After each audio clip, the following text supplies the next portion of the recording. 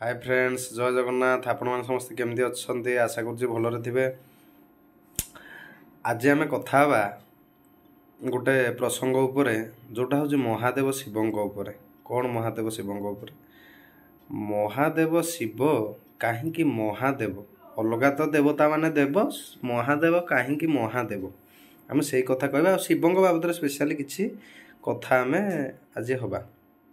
शुणु, समस्ते जानिथिबे महादेव होउचंती संहारकर्ता भाव परिचित, माने जड़े क्रोधी स्वभावर भगवान। किंतु एतिकी जानतु सबुठारु अल्प जिनिसरे अल्प माने अल्प देकिना जदि किछि पाइबाको इच्छा हुए ताले महादेव को पूजा कले ताहा मिली पारे। बेसी जिनस तांकर किछि दरकार नाही, माने अल्परे खुशी होथुवा जोगु महादेव को ना हूँ आशुतोष। आशुतोष से कह अल्प जिनस खुशी हो जावा, माने पानी देदेले खुशी, फूल देले खुशी, नदेले भी आहरी खुशी। आउ महादेव को जो माने महादेव को जो मैंने उपासना करती साधारणतः अलगा मंदिर जिते बड़े महादेव पाखक आप जातु, जिते महादेव को स्मरण करेंगे सब बड़े महादेव डाक माने शुणिबे। महादेव जड़े प्रख्यात भक्त थिला रावण। रावण पाखे आज्ञा कौन नथिला? रावण पाखे सबू थिला। टंका थिला, धन बल, मन बल, जन बल, ज्ञान बल। जातिर जड़े नैष्टिक ब्राह्मण थिला आमर रावण। शिव भक्त प्रचंड थिला। देखंतु महादेव एमती माने केमतिया माने आमर तो हेटा अच्छी अन्याय तो हेले तार विनाश करा जीवो। रावण शिव भक्त, एपटे राम जो सीता को आनीगले से सी शिव को बालुका पूजा करिकिना जाइछन्ति अयोध्या राम सेतु उपरे। किंतु रावण शिवंकर प्रख्यात भक्त थिला। गोटे गोड़े ठिया होइकिना शिव को प्रार्थना कला। ता प्रार्थना बहुत खुशी होइतिले। एकदा भी मते एकथा भी पुराण रे वर्णित अछि, जेतले शिव थरे घर करथिले से घरटा को पूजा करिया पई केही ब्राह्मण मिलेनी। रावण निजे जाइथिला ब्राह्मण हिसाब रे, किंतु सेही घरटा को रावण लास्ट रे शिव को मागिदेला। शिव ताकू सेही घरटे भी देदेले, जोटा सुनार लंका भाव में परिचित। किंतु शिवंग पाखरे सबू थाइकी भी शिव सबू छाड़िकिना मशाणी रे कहीं रुहंती। शिव मशाणी रुहंती, शिवंग पत्नी माँ पार्वती मध्य मशाणी रे रुहंती। ए दी जण ठाकुर आ ठाकुराणी केवल मशाणी रे ही पूजा पाती। आ जेतिकी शांत बहुत अशांत बहुत भयंकर मध्य माँ पार्वती, माँ काली, माँ चंडी सी ही सबू। सी भी तांकू भी से मशाणी रे ही पाइबो, शिवं को भी मशाणी रे पाइबो, किंतु अलगा देवादेवी को पाइबो नाही।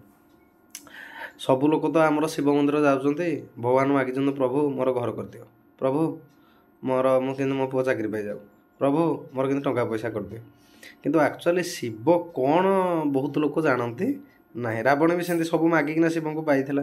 किंतु देखंतु रामचंद्र तो से अल्प भी शिव को डाकिले भी शिव कहीं साहाଯ୍य कले। तार कारण हूँ मनरे स्वार्थ बेसी रखिकिना ठाकुर को केबे भी डाकिबे ना।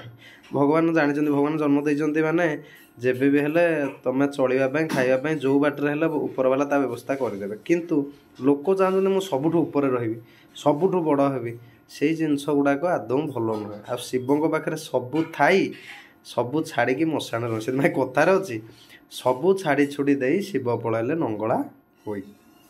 आउ शिव जड़े बहुत त्यागी, बहुत त्याग करते। शिवंकु त्यागटा केमती कराए शिवंकु शिखा आवश्यक। माने देखो अलगा देवादेवी समस्त मुकुट जमी पिंधा कथा, कुंडल कर्णकुंडल जहाँ पिंधा कथा पिंधती, वस्त्र पिंधती, किंतु शिवंकर किछि नाही। बाघ मृग छाल उपर बसवे, बेकरे तो सुना चेन फेन किछि नाही, बेकरे साप को रखिछन्ति धारण करछन्ति। ता संगे मुंडरे जटा। आउ शिवंकर सबु जिनस भी हूँ तीनटा, सबु तीन अक्षर रे अछि। पार्वती ना 3, गणेश ना 3, कार्तिक ना 3, रुद्राक्ष ना 3, धरती भी त्रिशूल भी 3, वृषभ वाहन भी 3, सबु 3। आउ कथार शिव मंदिर शिवंकठी बेले बेले भोग लगे गंजेई भी सी भी 3 अक्षर। ये कथा भी आपण मैंने समस्ते भी जानी थे। କିନ୍ତୁ ଆର ମାନେ ନୁହେଁ ଯେ ଗଞ୍ଜେଇ ଶିବଙ୍କ ପାଖରେ ଲାଗେ ବୋଲି ଭାଙ୍ଗ ବା ଗଞ୍ଜେଇ ତାକୁ ଲୋକମାନେ ପ୍ରତ୍ୟେକ ଦିନ ଖାଉଛନ୍ତି, କିନ୍ତୁ ସେମିତି ତାକୁ ଖାଇବା କଥା ନୁହେଁ। ତାର ଅନେକ ଆୟୁର୍ବେଦିକ ଗୁଣ ଅଛି। ଭାଙ୍ଗର ମାନେ ଭାଙ୍ଗ ଗଞ୍ଜେଇ ଯେଉଁଟା ଏଇଟା ଭାଙ୍ଗ, ଏଟା ବାଟିକିନା ଇଏ ହେଲେ କଞ୍ଚା ଫର୍ମଟା ଭାଙ୍ଗ, ଯେଉଁଟା ଟାଣିଲେ ଶୁଖେଇକି ସେଟା ହେଲା ଗଞ୍ଜେଇ।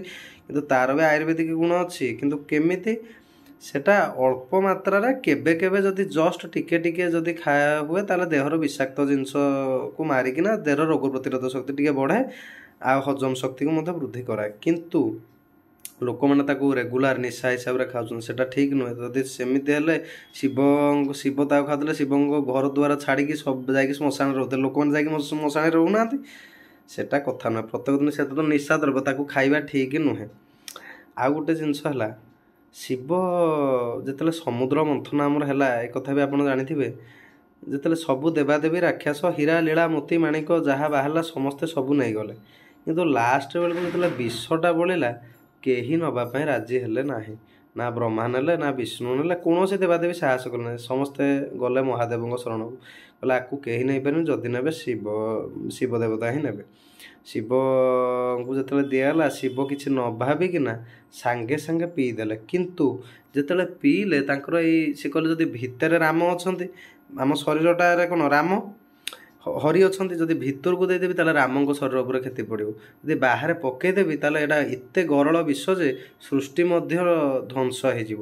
ତାକୁ କ'ଣ କଲେ, କଣ୍ଠରେ କିନା ରଖିଦେଲେ। ସେଇଥିପାଇଁ ଶିବଙ୍କ ନାଁ ବି ନୀଳକଣ୍ଠ। ଆଉ ଶିବଙ୍କର ଅନେକ ମନ୍ତ୍ର ମଧ୍ୟ ଅଛି। ଶିବଙ୍କ ମନ୍ତ୍ରରେ ବହୁତ ପାୱାରଫୁଲ୍ ଅଛି। ଶିବ ପ୍ରତ୍ୟେକ ଦିନ ସୋମବାର ଦିନ ଶିବ ମନ୍ଦିର ଯାଆନ୍ତୁ। ଆପଣଙ୍କୁ ତ ବଞ୍ଚେଇକି ରଖିଥିବେ ଶିବ, ସେତିକି ଡାକନ୍ତୁ। ଖାଇବା ପିଇବା ପାଇଁ ଆପଣ ଖାଇବା ପିଇବାକୁ ମିଳୁଥିବ, ବସ୍ତ୍ର ଦରକାର ସେତିକି। ଆଉ ବେଶୀ ଲୋଭରେ କିଛି ମାଗନ୍ତୁ ନାହିଁ।